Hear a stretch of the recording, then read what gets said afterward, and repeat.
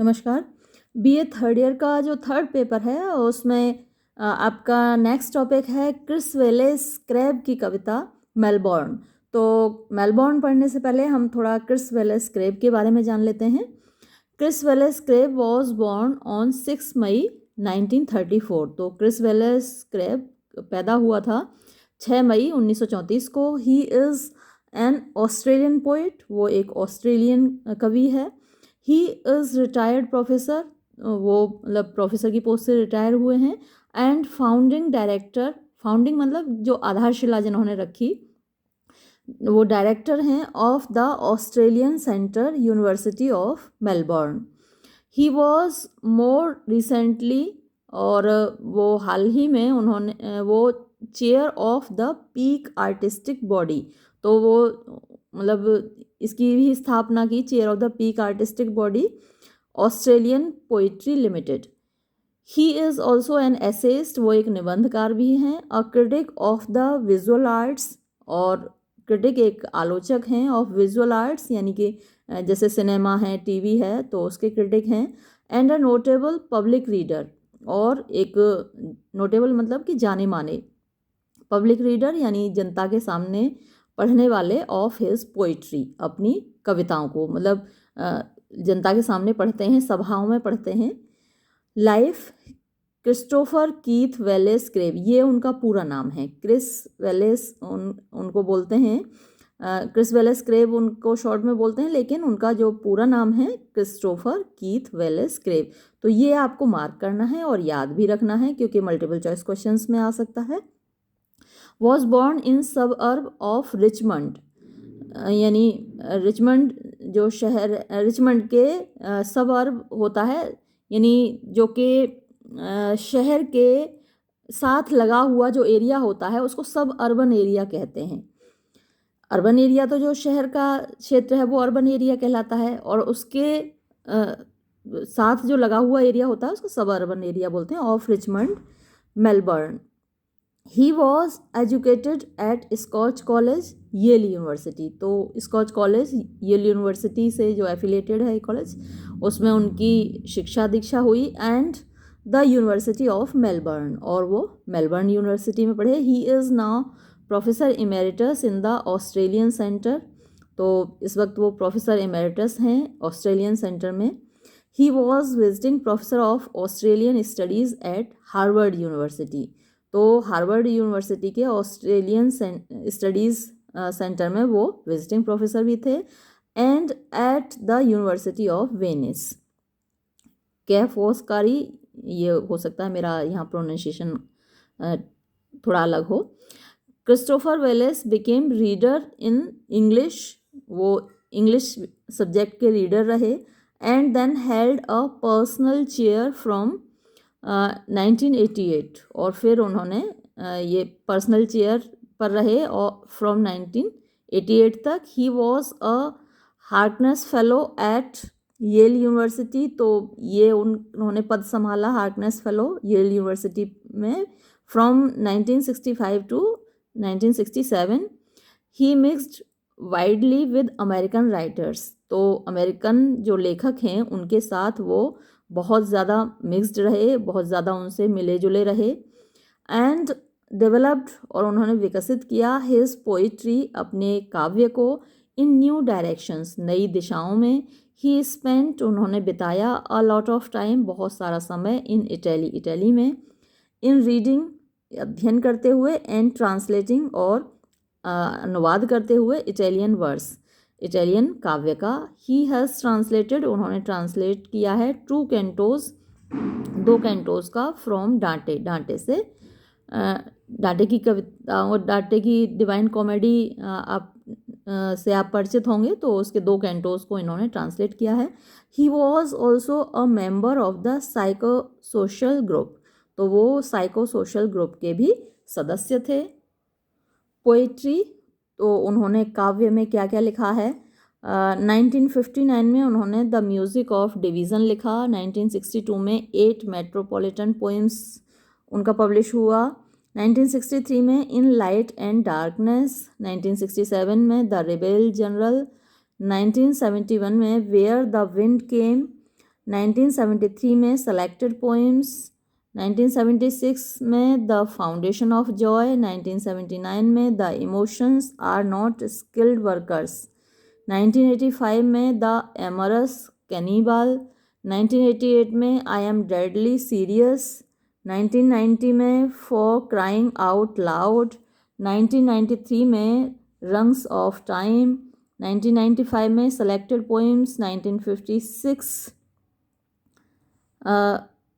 से 1994 के बीच, 1994-1998 willing Oxford, और 2001 बाय एंड लार्ज, 2003 और representative human, 2004 next, 2005 the universe looks down, 2006 then, 2008 telling a hawk from a handsaw, और 2010 पक, 2012 new and selected poems. तो ये उनके वर्क्स हैं, उनकी रचनाएं हैं। तो आप 4-6 बार इनके नाम ज़रूर रिवाइज कर लीजिएगा, क्योंकि मल्टीपल चॉइस क्वेश्चंस में अक्सर पूछ लिया जाता है कि इनमें से कौन सी बुक, कौन सी रचना क्रिस वेलेस की है। फिर हैं अवार्ड्स एंड प्राइजेस, उनको कौन से पुरस्कार मिले। 1958 में John Masefield prize for poetry, 1986 में Grace Leven prize for poetry, 1987 में the Dublin prize for arts and science awarded through the university of Melbourne. 1992 में उनको human rights and equal opportunity commission poetry award with Kerry Flattley for from the republic of conscience. तो ये इसके लिए मिला था, from the republic of conscience के लिए human rights and equal opportunity commission poetry award, और ये इन्होंने शेयर किया था कैरी फ्लैटले के साथ। तो 2 लोगों को मिला के ये प्राइज़ मिला था। फिर है 1995 में winner of the Age book of the year and the DJ O'Hearn prize for poetry. 2002 में winner of the Philip Hodgins memorial medal at Mildura writers festival, 2002 में सेंटिनरी मेडल। फिर 2006 में doctor of letters honoris causa Melbourne, 2011 में appointed a member of the order of Australia. तो ये सारे इनको awards prices मिले हैं। और अब हम आते हैं पोइम पर। थोड़ा सा पोइम के बारे में जान लेते हैं। Introduction to the poem Melbourne. It is a satiric poem. तो ये जो पोइम है एक सटायरिक यानी व्यंग से भरी हुई कविता है, दैट एक्सपोजेस, जो कि दिखाती है अगली, बदसूरत, रियलिटी, वास्तविकता को, ऑफ ब्यूटीफुल लुकिंग यानी खूबसूरत दिखने वाले शहर मेलबर्न की, दैट इज़ सिचुएटेड, जो कि स्थित है ऑन अ क्वाइट आइलैंड, एक शांत द्वीप पर, वेयर, जहाँ वाइड सी रेज, विस्तृत समुद्र की किरणें, मूव, चलती हैं, स्लोली, धीरे धीरे, ओवरलैंड, ज़मीन पर, if cries blow around, if यदि, क्राइज यानी शोरगुल, ब्लो अराउंड चारों ओर गूंजता है, वी स्टे एट होम, तो हम घर पर रहते हैं, यानी जो मेलबर्न के लोग हैं वो घर पर रहते हैं। Like the sea along the way, like जैसे कि समुद्र है, अलोंग द बे होती है खाड़ी, तो खाड़ी के चारों ओर, आर ब्लड, हमारा खून, फ्लोज, बहता है, ईजीली, आराम से। तो खाड़ी में ज़्यादा तेज़ समुद्र का जो लहरें हैं, समुद्र का जो बहाव है तेज़ नहीं होता, तो वैसे ही जो हमारे खून का बहाव है वो भी तेज़ नहीं है। वी सी द न्यूज़, हम न्यूज़ देखते हैं, यानी मेलबर्न के लोग न्यूज़ देखते हैं, खबरें देखते हैं on TV। When we dine in town, जब हम डाइन मतलब कि रात का भोजन करते हैं, इन टाउन, अपने शहर में, एंड फील, और महसूस करते हैं, द स्टोरीज़, कहानियाँ, ऑफ ब्लीडिंग, खून से सने हुए, खून बहते हुए, अनफॉर्चुनेट, जो दुर्भाग्यशाली, सफ़रर्स यानी जो पीड़ित लोग हैं, आर ऑफ अनदर वर्ल्ड, दूसरे संसार के, पैट्रियट्स, देशभक्त लोग, एक्टिविस्ट, जो कार्यकर्ता लोग होते हैं, एंड फ्यूजिटिव्स, और शरणार्थी, आर नॉट ट्रीटेड, उनके साथ व्यवहार नहीं किया जाता मर्सीलेसली यानी निर्दयता का इन दिस कंट्री, इस देश में यानी कि ऑस्ट्रेलिया में। आइडियाज़ ऑफ रिवोल्ट यानी जो आइडियाज़ विचार ऑफ रिवोल्ट क्रांति के कम आते हैं फ्रॉम अदर कंट्रीज़ दूसरे देशों से। नन ऑफ द रिवोल्ट्स कोई भी क्रांति नहीं ग्रोज पैदा होती है बोल्डली बहादुरी से फॉर अ लॉन्ग टाइम लंबे समय तक, यानी ऑस्ट्रेलिया में कोई भी क्रांति लंबे समय तक नहीं चलती। हम लोग द रेजिडेंट्स यानी निवासी ऑफ मेलबर्न के स्माइल मुस्कुराते हैं, फियरलेसली निर्भीकता से, सिंगिंग गुनगुनाते हुए, लाइंस पंक्तियाँ ऑफ एन ओल्ड सॉन्ग एक पुराने गीत की, ऑल ओल्ड थिंग्स सारी पुरानी चीज़ें आर रिपेयर्ड उनका पुनर्निर्माण किया जाता है, उनको सुधारा जाता है टू एन एक्सेसिव डिग्री बहुत ज़्यादा, एक्सेसिव मीन्स बहुत ज़्यादा डिग्री हद तक। They will fill the middle class वो भर देती हैं मध्यम वर्ग को, मिडिल क्लास सिटीजन्स आइज मध्यम वर्ग के नागरिकों की आंखों को विद सेटिस्फेक्शन संतोष से, एंड कीप हिम और उसको रखती हैं क्वाइट शांत, एज जैसे कि जिस वक्त के द ग्रेट व्हील्स बड़े बड़े पहिए ऑफ मॉडर्न प्रोग्रेस आधुनिक प्रगति के रन ऑन चलते जाते हैं। इट इज़ द पिक्चर ये तस्वीर है, यानी ये जो कविता है मेलबॉर्न ये एक तस्वीर है ऑफ मॉडर्न प्रोग्रेस आधुनिक उन्नति की। There are developed highway by highway यानी एक के बाद एक विकसित होने वाले हाईवे हैं। द सिटी लाइफ जो शहर का जीवन है इज़ चोक्ड उसका गला घोंट दिया जाता है बाय क्रूअल कार्स निर्दयी कारों के द्वारा, रन ओवर द पुअर जो गरीबों को कुचल देती हैं, नोबडी केयर्स कोई परवाह नहीं करता, फॉर पुअर सिटीजन्स जो गरीब नागरिक हैं उनकी, लिविंग ऑन द हिल्स जो कि पहाड़ियों पर रहते हैं, व्हाट इज़ डिस्ट्रॉयड जो बर्बाद हो रहा है, इज़ ग्रेटर वो ज़्यादा है, देन बजाय उसके व्हाट हैज़ बीन डेवलप्ड जो विकसित हो रहा है। तो शहरों का विकास हो रहा है लेकिन इस विकास में जो बर्बादी हो रही है उसका रेशियो ज़्यादा है। और अब हम देखते हैं पोएम को।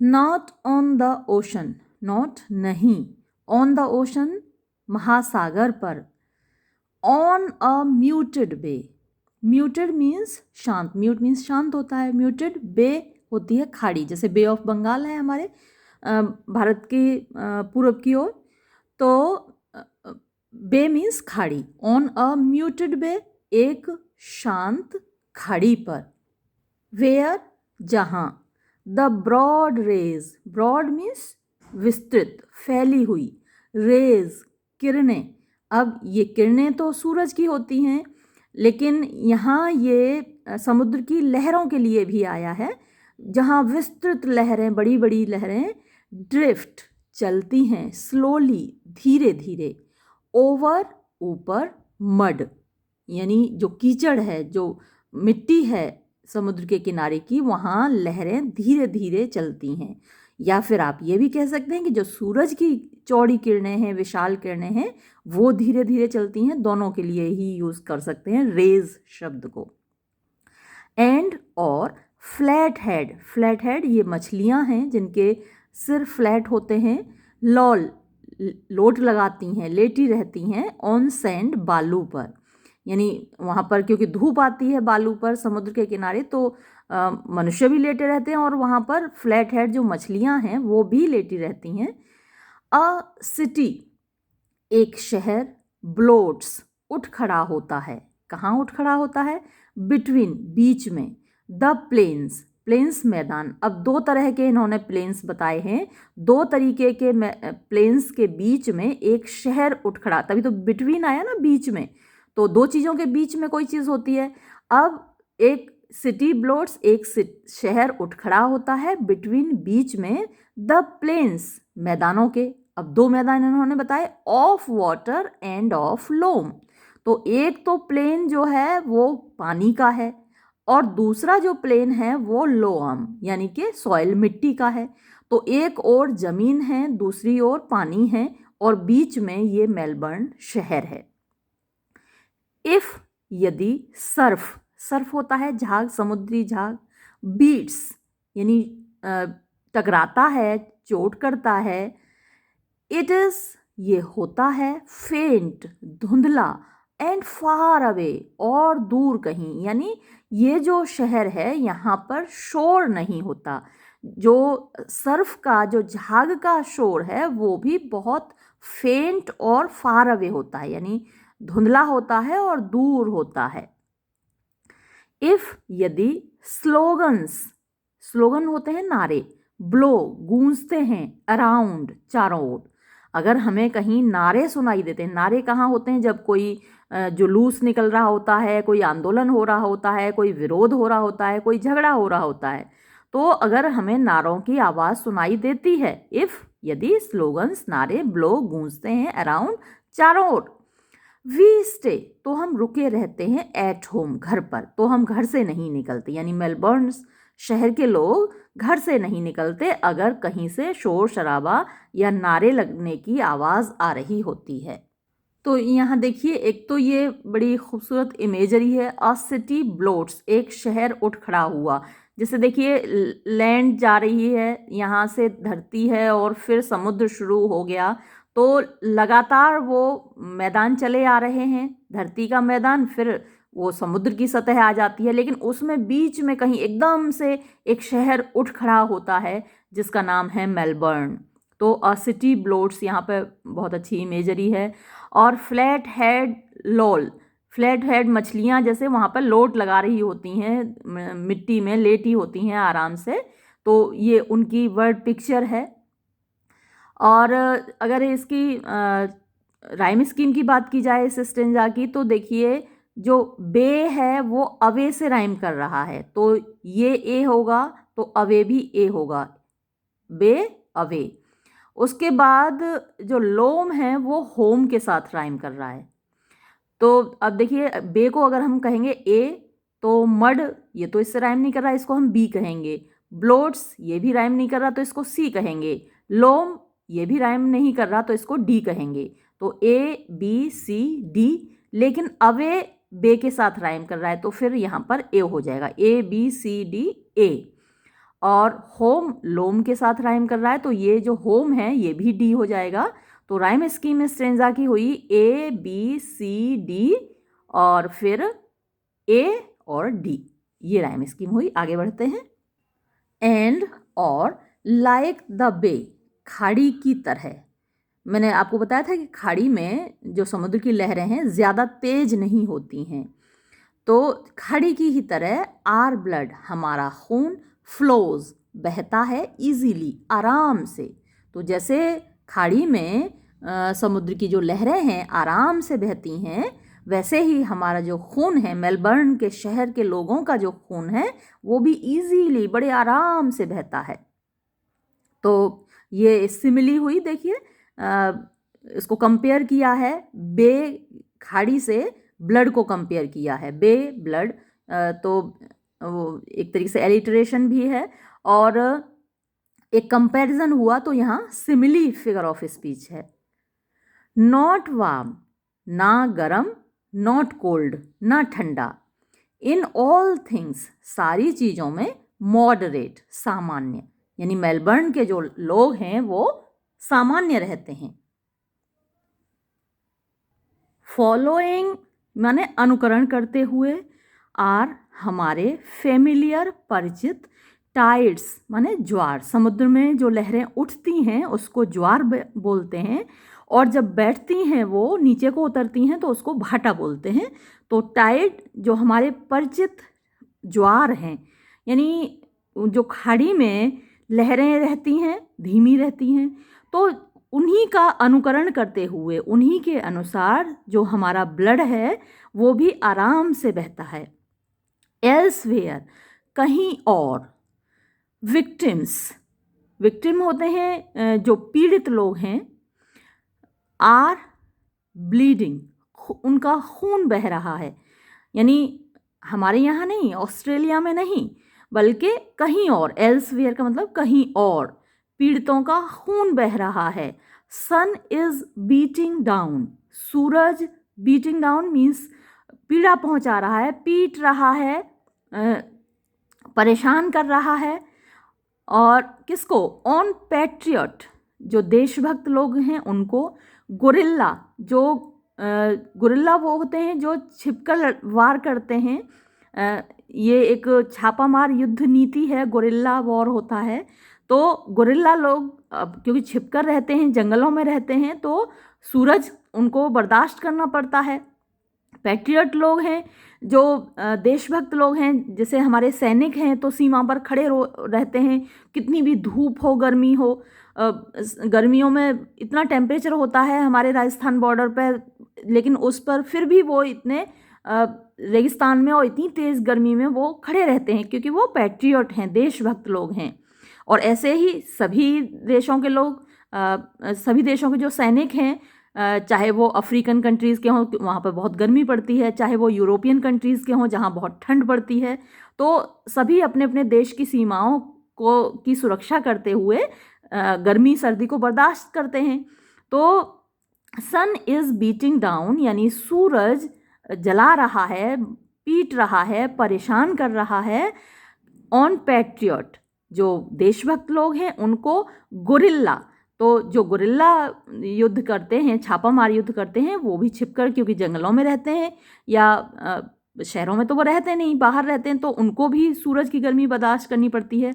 और तीसरा रिफ्यूजी, जो शरणार्थी हैं, शरणार्थी उनके कैंप खुले में लगे होते हैं, कहीं तो उनको कैंप भी नहीं नसीब होते, ऐसे ही खुले में रहते हैं, तो उनको भी सूरज की गर्मी बर्दाश्त करनी पड़ती है। तो ये सब कुछ एल्सवेयर है, यहाँ नहीं, मेलबर्न शहर में नहीं, एल्सवेयर, कहीं और। लेकिन हमको ये कैसे पता चलता है? वी सी, हम देखते हैं द न्यूज़ रील्स, जो खबरें हैं, जो समाचार हैं, उनकी रील्स हम देखते हैं, समाचारों को देखते हैं, चैनलों पर देखते हैं, टीवी पर। व्हेन, जब, वी डाइन, हम रात का भोजन कर रहे होते हैं, इन टाउन, अपने शहर में। तो मेलबर्न शहर में हम अपने घरों में जब डिनर कर रहे होते हैं, तब हम न्यूज़ में देखते हैं कि कहाँ ये देशभक्त लोग, गोरिल्ला लोग, रिफ्यूजी लोग, ये सब लोग परेशान हो रहे हैं, पीड़ित हो रहे हैं, कहीं विक्टिम्स का, पीड़ितों का खून बह रहा है, लड़ाइयाँ हो रही हैं। तो ये सारी चीज़ें हम टीवी पर देखते हैं, मतलब हम रियल लाइफ में नहीं देखते, क्योंकि मेलबर्न, वहाँ तो हम लोग बड़े आराम से, शांति से रहते हैं। तो ये एक तरीके से एक सटायर भी है कि देखिए दुनिया में क्या हो रहा है, हम तो टीवी पे देख रहे हैं। ज़्यादातर लोगों का यही होता है, हम लोग भी ज़्यादातर चीज़ों को टीवी पर ही देखते हैं, हमें कोई ज़्यादा फ़र्क नहीं पड़ता कहाँ क्या हो रहा है। तो ये हर शहर की कहानी है, केवल मेलबर्न शहर की कहानी नहीं, हमारे अपने शहरों की, हमारी मथुरा शहर की ले लीजिए, आगरा की ले लीजिए, किसी भी शहर की यही कहानी है कि हम तो अपना डिनर कर रहे होते हैं और टीवी देख रहे होते हैं, दुनिया में कहाँ क्या हो रहा है, रिफ्यूजीज़, कहाँ लड़ाइयाँ हो रही हैं, तो लोग अपने देश को छोड़कर भाग रहे हैं। अभी जैसे अफ़गानिस्तान में हुआ था, तो वहाँ से लोग भाग रहे थे, दूसरे देशों में जाके शरण ले रहे थे। तो ये सब चीज़ें हम लोग तो टीवी पर ही देख रहे थे ना, अपना डिनर करते हुए। तो वही मेलबर्न की कहानी है कि लोग अपने घरों में डिनर करते हुए ये सब बातें, ये सारी खबरें टीवी पर देखते हैं, न्यूज़ में देखते हैं। आइडियाज़ आर ग्रोन, आइडियाज़, विचार, आर ग्रोन, उगते हैं, इन अदर गार्डन्स, दूसरे बगीचों में। देखिए फिर से एक इमेजरी है, और जैसे कि आइडियाज़ ना हुए, फल हो गए, आम हो गए, अमरूद हो गए, जो कि किसी बगीचे में उग रहे हैं। तो आइडियाज़, विचार, आर ग्रोन, उगाए जाते हैं, इन अदर गार्डन्स, दूसरे बगीचों में। वाइल, जबकि, दिस चॉकलेट सॉइल, दिस, ये, चॉकलेट यानी कत्थई रंग की, सॉइल, मिट्टी, यानी हमारे शहर की मिट्टी, मेलबर्न शहर की मिट्टी, थ्रोज अप, यानी दिखाती है, इट्स हार्वेस्ट, अपनी फसल, ऑफ इम्पोर्टेड, जो खरीद कर लाए गए हैं, आयात जिनका किया गया है, एंड डेसिड्यूअस, डेसिड्यूअस पतझड़ वाले, जो पत्तियां गिरती हैं पतझड़ में, प्लेटिट्यूड्स, प्लेटिट्यूड्स होती हैं टिप्पणियाँ या विचार, आइडियोलॉजी।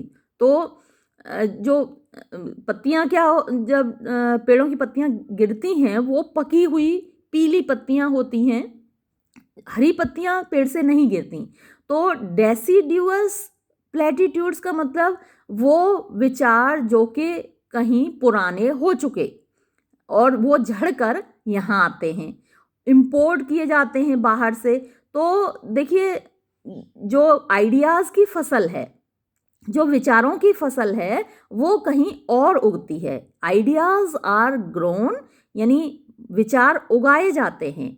विचारों की जो फसल है वो उगाई जाती है इन अदर गार्डन्स, दूसरे बगीचों में। वाइल, जबकि दिस चॉकलेट सॉइल, जो हमारे शहर की कत्थई मिट्टी है, वो क्या दिखाती है, उसके वहाँ नहीं उगाए जाते। वहाँ विचार या आइडियोलॉजी है, जो विचारधाराएं हैं, यहाँ नहीं उगाई जाती, यहाँ तो इम्पोर्ट की जाती हैं, बाहर से मंगाई जाती हैं। एंड डेसिड्यूअस प्लेटिट्यूड्स, डेसिड्यूअस तो वही हुए जो पतझड़ में पककर गिर गए। तो जो विचार पतझड़ में पककर गिर गए वो उड़कर आ जाते हैं या फिर इम्पोर्ट किए जाते हैं, आयात उनका किया जाता है और उनको दिखाया जाता है। वो हमारी हार्वेस्ट है, वो हमारी फसल है, हम खुद नहीं उगाते, इम्पोर्ट करते हैं। तो आइडियाज़ यहाँ पैदा नहीं होते बल्कि इम्पोर्ट किए जाते हैं बाहर से।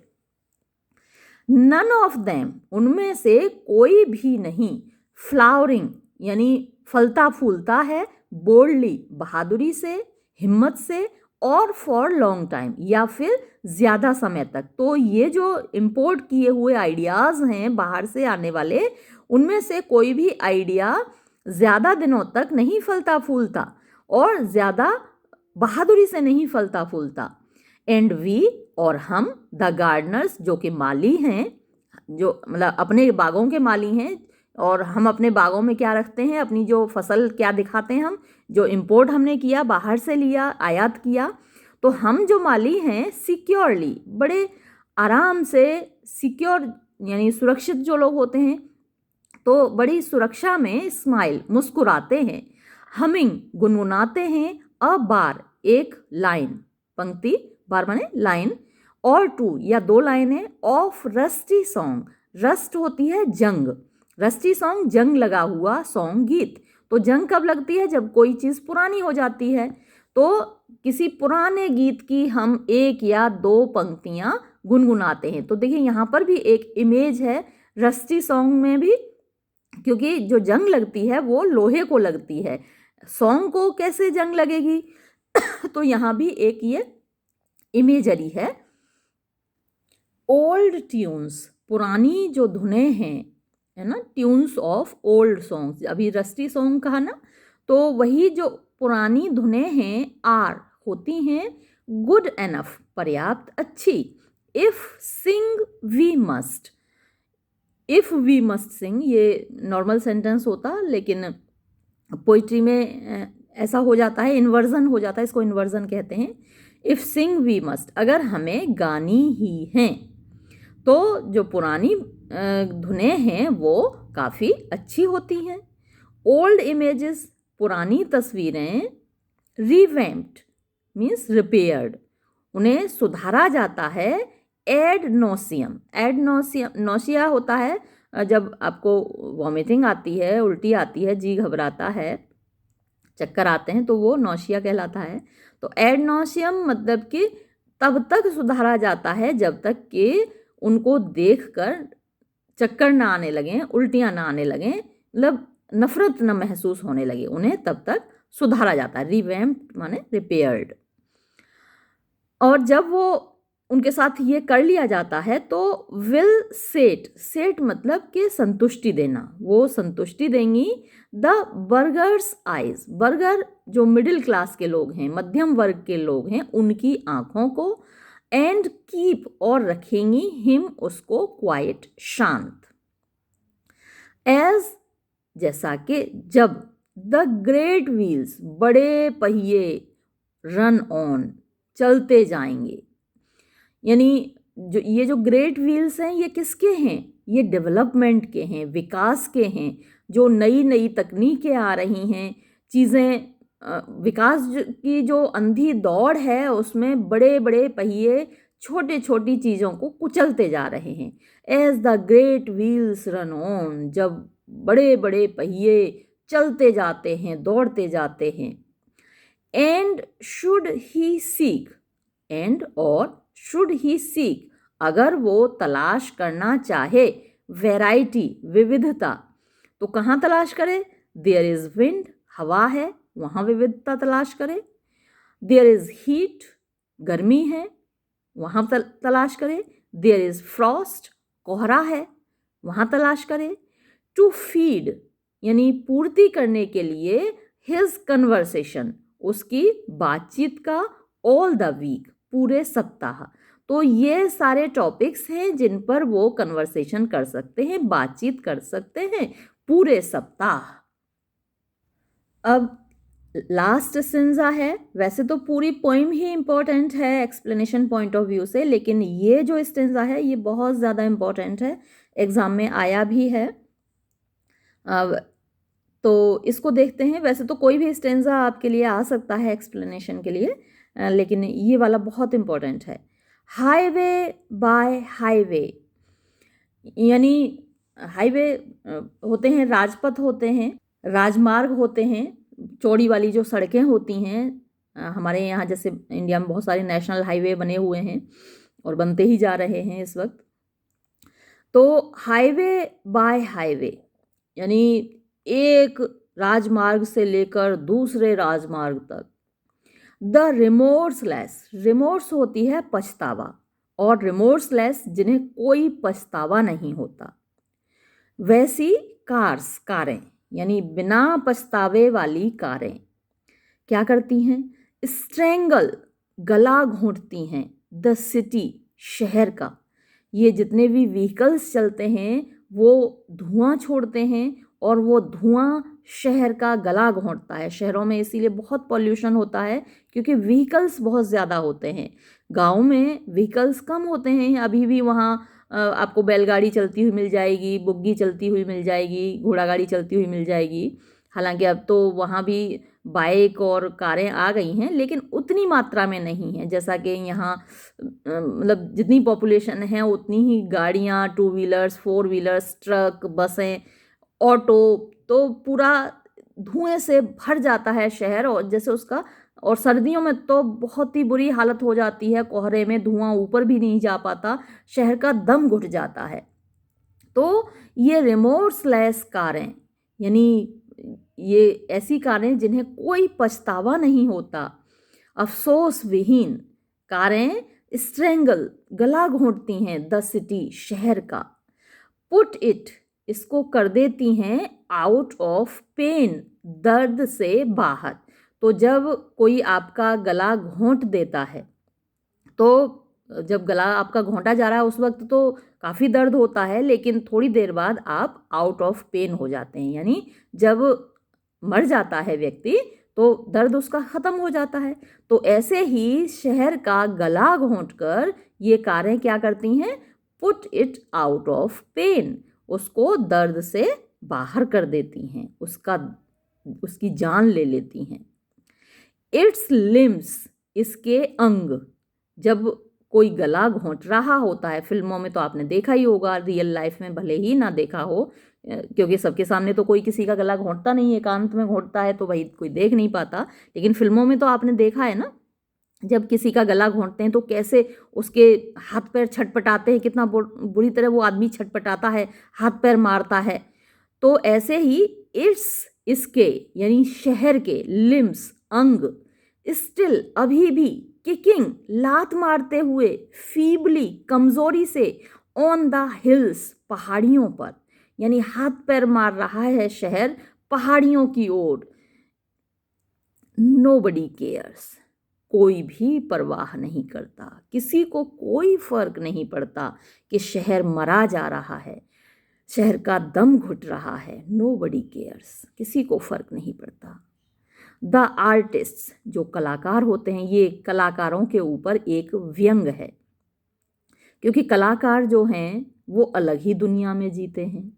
शहर मरा जा रहा है, शहर का दम घुट रहा है, और वो अलग ही दुनिया में अपनी में जीते हैं, कल्पना में जीते हैं। तो वो क्या करते हैं? द आर्टिस्ट, कलाकार। इस पर एक क्वेश्चन भी आता है, अभी मैं आपको दिखाऊंगी, एग्जाम में आया भी है। तो ये वाली जो पंक्तियां हैं जरा ध्यान दीजिए इन पर। द आर्टिस्ट, कलाकार, सेल, यानी कि पाल लगाते हैं, मतलब कि नाव से जाते हैं, यानी समुद्री यात्रा पर चले जाते हैं। एट डॉन, DAWN डॉन, मैंने कई बार आपको बताया डॉन DUS के डस्क का अपोजिट होता है। जैसे मॉर्निंग और इवनिंग एक दूसरे के अपोजिट हैं एंटोनिम्स, वैसे ही DAWN डॉन और DUS के डस्क एक दूसरे के अपोजिट हैं। तो जो एट डॉन यानी सुबह के समय आर्टिस्ट, जो कलाकार लोग हैं, पेंटर्स हैं, सिंगर्स हैं या पोइट्स हैं, लिरिक्स लिखने वाले हैं, वो सब कहाँ चले जाते हैं? समुद्री यात्रा पर चले जाते हैं। फॉर ब्रिस्कर पार्ट्स, कहाँ किस लिए जाते हैं? फॉर के लिए, किसके लिए? ब्रिस्कर, ब्रिस्क होते हैं जो फास्ट होते हैं, जिनमें जीवन होता है, जिनमें फुर्ती होती है। तो ऐसी जगहों पर जहाँ लाइफ ब्रिस्क अच्छी होती है, जहाँ जीवन होता है, सजीव, तो ऐसी जगह की तलाश में जहाँ नेचुरल लाइफ हो, तो उसको खूबसूरती को तलाश करें। क्योंकि भाई आर्टिस्ट लोग हैं तो वो तो खूबसूरत जगहों पर जाते हैं, जैसे कि जो लिरिसिस्ट हैं कहीं अच्छी हिल स्टेशन पर जाकर अपनी बुक्स लिखते हैं, कविताएं लिखते हैं, तो वो सब चले जाते हैं ब्रिस्कर पार्ट्स, यानी जो सजीव पार्ट हैं लाइफ के, जीवन के, धरती के, उस तरफ चले जाते हैं। और या फिर रॉट, सड़ते रहते हैं इन पब्लिक बार्स, बार होती है मदिरालय यानी मैखाना, तो या फिर जो पब्लिक के आम मैखाने हैं, शराब घर हैं, वहाँ पर सड़ते रहते हैं। तो कलाकार लोग, आपने देखा होगा कि वो शराब खानों में भी जाते हैं, तो वहाँ सड़ते रहते हैं। दो यद्यपि much has died here, much बहुत ज़्यादा, हैज़ डाइड मर चुका है, हियर यहाँ पर, लिटिल बहुत थोड़ा सा, हैज़ बीन बॉर्न पैदा हुआ है, यानी जो विनाश हुआ है वो बहुत ज़्यादा हुआ है और जो पैदा हुआ है वो बहुत कम। विकास की जो दौड़ है, जो डेवलपमेंट है, उसके व्हील्स के नीचे, उसके पहियों के नीचे बर्बादी ज़्यादा हुई है और आबाद कम हुआ है। जो ये जो शहर है मेलबर्न शहर, वहाँ लिटिल हैज़ बीन बॉर्न यानी जो नया पैदाइश है वो कम हुई है, मच हैज़ डाइड हियर, जो बर्बादी है, जो मरे हैं वो ज़्यादा मरे हैं।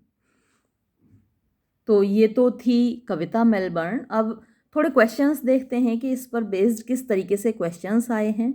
देखिए क्वेश्चन पेपर थोड़ा पुराना है, 2016 का है।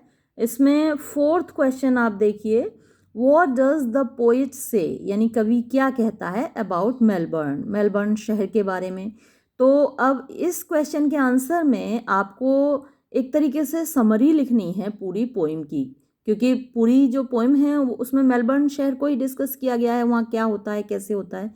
तो अभी जब हमने पोइम पढ़ी थी उससे पहले हमने पोइम के बारे में जो पढ़ा था, an introduction to the poem, उसको आप थोड़ा सा फेरबदल करके वो आप लिख सकते हैं इस क्वेश्चन के आंसर में।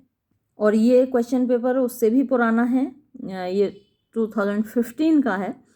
और यहाँ भी आप देखिए ये 4th क्वेश्चन है यहाँ भी, what problem does the poet Chris Wallace want to highlight, यानी कौन सी पोइम, व्हाट प्रॉब्लम, कौन सी प्रॉब्लम यानी कौन सी समस्या, डज द पोइट जो कवि है Chris Wallace want to highlight दिखाना चाहता है, थ्रू हिज पोइम मेलबर्न, अपनी कविता मेलबर्न के माध्यम से। तो आप देख रहे हैं कि क्या प्रॉब्लम है जो इसने दिखाई है। लोग एक तो सेल्फ सेंटर्ड हैं, they are limited to themselves, they are not concerned with the problems of others, they are not concerned with the rest of the world, what is happening in the rest of the world, इससे उनको कोई फ़र्क नहीं पड़ता, उनको सिर्फ अपने घर में बैठकर अपना डिनर करते हुए टीवी देखना है। अगर शहर में कोई एजिटेशन हो रहा है, कोई आंदोलन हो रहा है, तो वो घर पर रहते हैं। और उसने कलाकारों की बात कही, वो अलग ही दुनिया में जीते हैं, वो या तो शराब खानों में जाते हैं या फिर कहीं और चले जाते हैं, बाहर चले जाते हैं।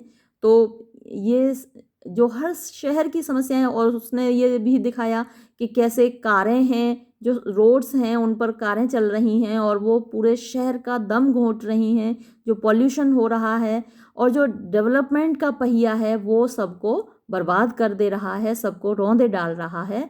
और जो चीज़ें मर रही हैं उनका रेशियो ज़्यादा है उन चीज़ों से जो कि पैदा हो रही हैं। तो ये सारी प्रॉब्लम्स हैं जो कि मेलबर्न पोएम में पोइट ने हाईलाइट की हैं, दिखाई हैं। और ये देखिए ये क्वेश्चन है एक्सप्लेनेशन का, explain with reference to the context any three of the following passages या स्टेंजाज। और इसमें सेकंड नंबर पर देखिए, मैंने आपसे कहा था ना हाईवे बाय हाईवे, ये बहुत इंपॉर्टेंट है, तो ये एग्ज़ाम में आया है एक्सप्लेनेशन के लिए। और ये 2018 का क्वेश्चन पेपर है। और इसमें देखिए थर्ड क्वेश्चन देखिए, briefly discuss Chris Wallace Crabbe's argument, grab कर दिया है, क्रैब है, argument against the artist in the poem Melbourne. तो जो आर्ग्यूमेंट देता है वो आर्टिस्ट के खिलाफ, कलाकारों के खिलाफ मेलबर्न पोएम में, वो आपको बताना है। तो अभी आपने पढ़ा था कि आर्टिस्ट कैसे अलग दुनिया में जीते हैं, वो या तो शराब खानों में रहते हैं या फिर कहीं और चले जाते हैं। देखिए ये जो क्वेश्चन फोर्थ का आंसर है ये आप लिख सकते हैं, द आर्टिस्ट इन मेलबर्न, यानी मेलबर्न में जो कलाकार लोग हैं, do not do anything new, वो कुछ भी नया नहीं करते, दे जस्ट रीमेक सॉन्ग्स, वो केवल जो गीत हैं उनको रीमेक करते हैं। जैसे अभी बात हुई थी ना जब आप पोएम पढ़ रहे थे कि जो पुराने गीत हैं उनमें इतना सुधार किया जाता है, उनको इम्प्रूव किया जाता है। अभी अपने यहाँ भी इंडिया में आप देखते हैं कि रीमिक्स का ज़माना है, जो पुराने गीत हैं वो सब में नया नया म्यूज़िक डाल के उनको रीमिक्स कर दिया है। और सारे सॉन्ग्स ऐसे मतलब कुछ लोगों को अच्छे लगते हैं, लेकिन जिन लोगों को उन पुरानी धुनों से, उन पुराने गीतों से प्यार है, उनको लगता है कि ये रीमिक्स करके उनको बर्बाद कर दिया है। तो यही काम यहाँ के कलाकार भी करते हैं, दे जस्ट रीमेक सॉन्ग्स। तो जो पुराने गीत हैं उनको रीमेक करते हैं एंड इम्पोर्ट और आयात करते हैं न्यू आइडियाज़, नए विचारों का, फ्रॉम आउटसाइड, बाहर से।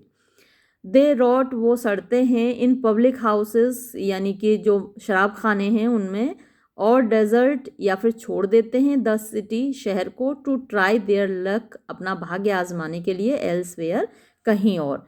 तो ये आंसर आप लिख सकते हैं उस क्वेश्चन के जवाब में। ये क्वेश्चन भी आप देख लीजिए, what type of citizens are seen in Melbourne, Melbourne शहर में किस टाइप के नागरिक दिखाई देते हैं। The citizens of Melbourne are careless, Melbourne शहर के जो नागरिक हैं वो लापरवाह हैं, एंड इनसेंसिटिव, और संवेदनहीन हैं। दे आर डल, वो उदासीन हैं, एंड लाइफलेस, और जीवन से रहित हैं, उनके अंदर मतलब जैसे जान ही नहीं है। इफ़ स्लोगन्स ब्लू अराउंड, अगर स्लोगन्स यानी कि नारे सुनाई देते हैं, गूंजते हैं चारों ओर, दे स्टे एट होम, तो वो घरों में ही रहते हैं। एंड वॉच न्यूज़ रील्स, और ख़बरें देखते हैं, समाचार देखते हैं। And talk about the weather, और या फिर मौसम के बारे में बात करते हैं, ऑफ द डे, दिन का मौसम कैसा है। ये सेकंड क्वेश्चन भी देख लीजिए, why is the poet critical, यानी जो कवि है वो आलोचना क्यों करता है, ऑफ द मेट्रोपॉलिटन कल्चर, जो बड़े शहरों की, महानगरों की संस्कृति है, ऑफ टुडे, आजकल की।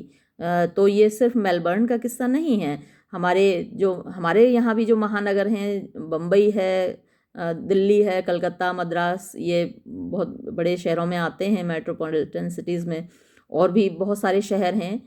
तो उनकी कल्चर भी वही है, लोग एक दूसरे से इंडिफरेंट हैं।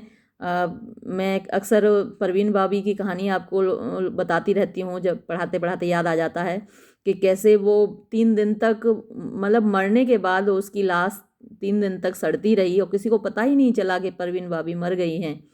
तो ये संस्कृति है। गांव में तो एक व्यक्ति ऐसे मर ही नहीं सकता, क्योंकि हर कोई हर किसी के घर घूमता ही रहता है, हालचाल लेता रहता है। तो मेट्रोपॉलिटन सिटीज़ की यही प्रॉब्लम है कि लोग तरक्की तो बहुत कर लेते हैं, पैसा बहुत कमा लेते हैं, लेकिन सामाजिक संबंधों के नाम पर वो शून्य होते हैं। तो देखते हैं इस क्वेश्चन को।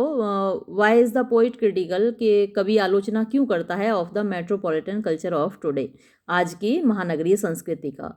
द पोइट इज़ क्रिटिकल, कवि आलोचना करता है of the modern metropolitan culture, आधुनिक महानगरीय संस्कृति की, बिकॉज क्योंकि इट एनकरेजेस, ये बढ़ावा देती है, प्रोत्साहित करती है इनडिफरेंस यानी कि उदासीनता को, एंड केयरलेसनेस और लापरवाही को, एमंग द सिटीजन्स, नागरिकों के बीच।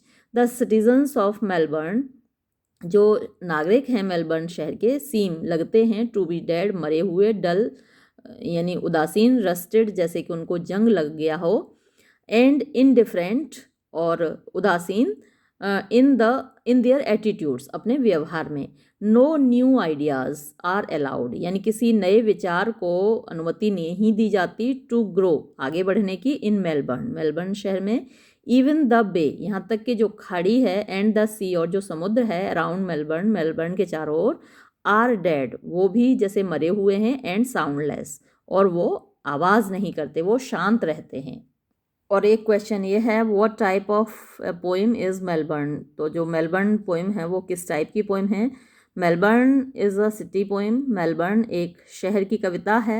It is a comic satire, ये एक विनोदपूर्ण व्यंग है, हास्यपूर्ण व्यंग है। ऑन ब्लोटेड मेट्रोपॉलिटन्स, ब्लोटेड जो अचानक से उठ खड़े होते हैं, फलते फूलते हैं, मेट्रोपॉलिटन्स यानी महानगर, महानगरीय शहर, सिटीज़ लाइक मेलबर्न जैसे कि मेलबर्न हैं। चोक्ड जिनका कि दम घुट जाता है, विद हाईवेज राजकीय राजमार्गों से, एंड रिमोर्सलेस कार्स और उन कारों से जिनको कि कोई रिमोर्स नहीं होती, कोई संवेदना नहीं होती, जिनको कोई पछतावा नहीं होता, यानी दम घोट देती हैं शहर का, लेकिन इस बात के लिए उनको कोई पछतावा नहीं होता। तो ये क्वेश्चंस थे आपको पोइट के बारे में, और जो बुक्स हमने यहाँ पर डिस्कस की थी जिनका उनके नाम ज़रूर आप ध्यान से याद कर लीजिएगा, और पोइम का भी एक एक शब्द ध्यान से पढ़ लीजिए, क्योंकि मल्टीपल चॉइस क्वेश्चंस अगर आए तो पोइम में से भी आ जाते हैं बीच में से, और कभी कभी पोइट के बारे में या फिर उनकी रचनाओं के बारे में आपसे पूछ लिया जाता है। तो बारीकी से पढ़िएगा। ये वीडियो हम यहीं समाप्त करते हैं। धन्यवाद।